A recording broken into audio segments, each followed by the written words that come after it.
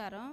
ఒకటే కిరణ్ అన్న, నమస్కారం చేసి నీకు ఒక మాట అడగాలనుకుంటానన్న ప్రెస్ మీట్లో. కనీసం భూమన్ కరుణాకర్ రెడ్డి గారు వచ్చి మాట్లాడాలా, మహిళలను ఉసుకల్పి పంపిస్తున్నారు అని అడుగుతున్నారు కదా, ఆయన స్థాయికి మిమ్మల్ని వచ్చి అడగాల్సిన మాట ఏముందో ఒకసారి చెప్తే ఆయన తరపున మేమే అడుగుతామన్నా.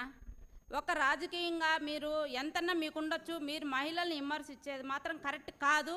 కానీ ఒక రాజకీయ నాయకుడు ఏం చేయాలంటే, మెయిన్ మనం తిరుపతిలో ఉన్నాం, తిరుపతికి ఏం చేస్తున్నాం, తిరుపతి ప్రజలకు ఏం చేస్తున్నాము అనేది ముఖ్యంగా మనము ఆలోచించాల్సిన విషయం అన్నది. అది వదిలేసి పద్దునూకులు మీరు కరుణాకర్ రెడ్డి అన్నని గురించి, జగన్ అన్నని గురించి, అభినయ్ రెడ్డి గారి గురించి, అభినయ్ రెడ్డి గారు ప్రభుత్వంలో లేకన్నా తిరుపతికి ఏం చేసినాడని చిన్న బిడ్డ నుంచి చనిపోయే వాళ్ళ దాకా ఎవరిని అడిగినా చెప్పగలుగుతారన్నా.